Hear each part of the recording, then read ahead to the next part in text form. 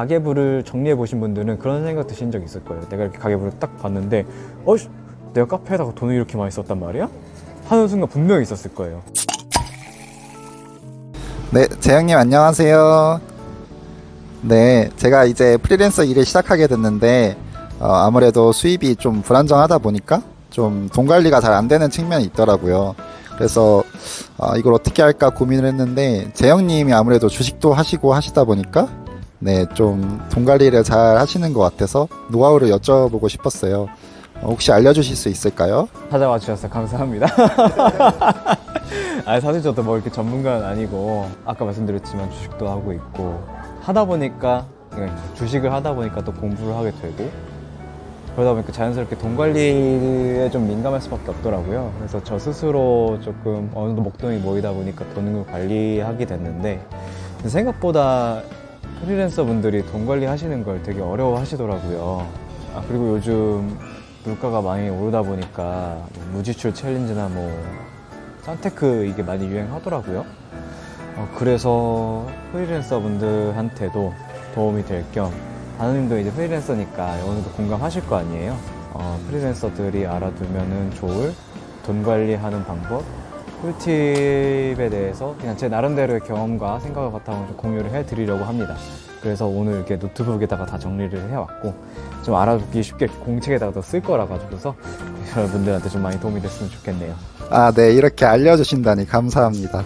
네, 혹시 어떤 포인트가 중요한지 알려주실 수 있을까요? 크게는 세 가지 포인트를 제가 중점적으로 보라고 말씀을 드려요. 그 세 가지 포인트를 적어 드릴게요. 이렇게 보이시나요? 네, 이게 보이시면 아시겠지만은 첫 번째는 가계부로 현금 흐름을 파악하는 거예요.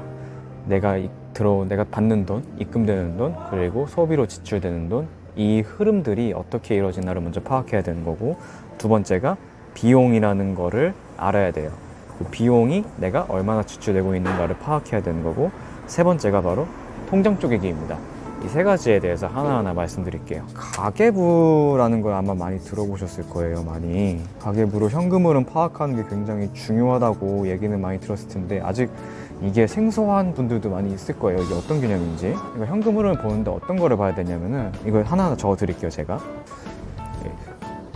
현금 흐름 파악할 때 제일 먼저 봐야 되는 게 내가 월 평균적으로 얼마를 지출하는지를 보는 게 좋고, 그 다음에 월 평균 중에서 내가 그 중에서 고정으로 나가는 비용들이 얼마나 있는지, 그 다음에 비고정, 즉 변동적으로 지출되는 돈이 얼마인지를 보는 게 좋아요. 이 월 평균 지출을 파악해야 된다는 거는 일단 기본적으로 내가 한 달에 얼마 정도를 쓰는구나 를 머릿속에 이제 새겨 넣는 게 좋다는 뜻이에요. 예를 들면은 방세 포함해가지고서 내가 한 달에 한 100만 원은 이제 6만 원 정도를 평균적으로 나간다, 아니면 150만 원 정도 나간다, 이런 식으로 일단 머릿속에 담아놓는 게 좋은 거고, 여기 중에서 이제 고정지출이라는 게 있는 거죠. 이 고정지출을 파악하는 게 중요한데요. 이 고정지출 안에는 내가 한 달에 고정적으로 나가야 되는 돈들이 있을 거예요. 그 중에서 이제 가장 대표적인 게 월세가 있고, 그리고 핸드폰 비용이 있죠. 핸드폰 요금, 그 다음에 교통비, 최소적으로 나가는 식비 같은 게 있을 거고, 장 보는 비용 같은 거.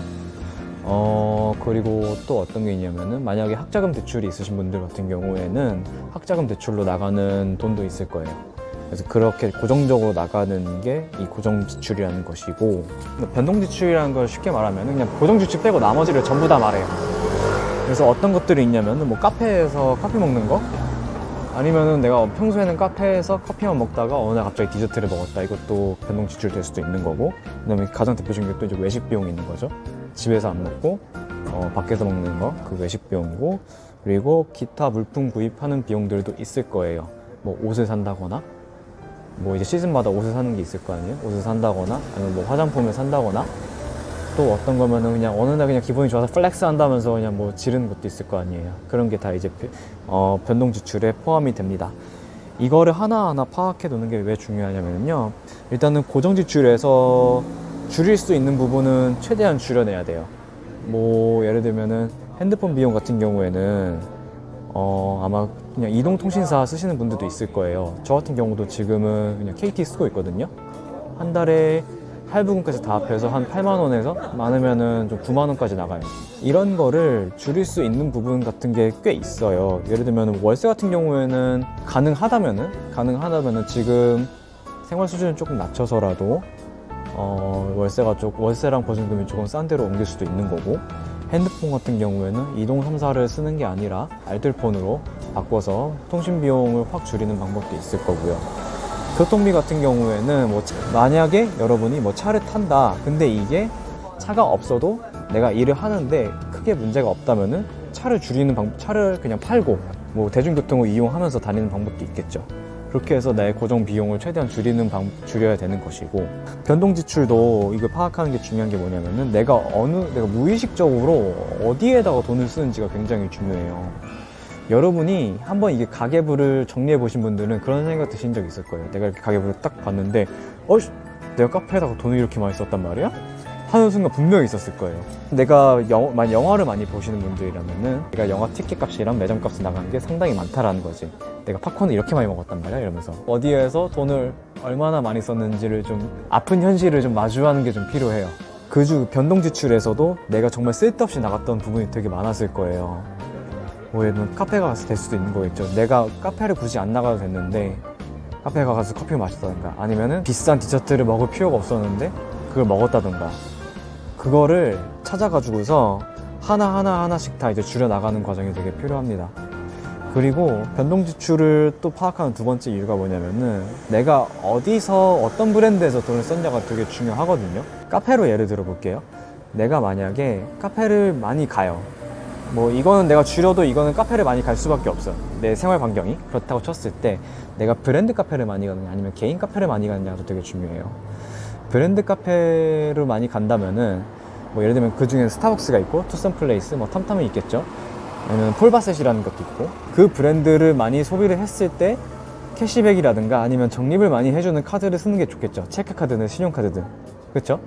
근데 만약에 내가 개인 카페를 많이 간다, 브랜드에 상관없이 그냥 카페 업종만 가도 포인트를 적립해 준다거나 아니면 캐시백을 해주는 카드가 있어요. 내가 만약 개인 카페를 간다면은 그 카드로 지출을 하면은 나한테 훨씬 더 이득이 되겠죠. 즉 무슨 얘기냐면은 내가 지출을 할 때 하더라도 최대한 나한테 돌아오는 이득이 많은 쪽으로 지출을 해야 된다는 소리입니다. 그렇기 위해서 먼저 이러한 나의 현금 흐름을 파악하는 게 굉장히 중요합니다. 두 번째가 바로 비용을 파악하는 거예요.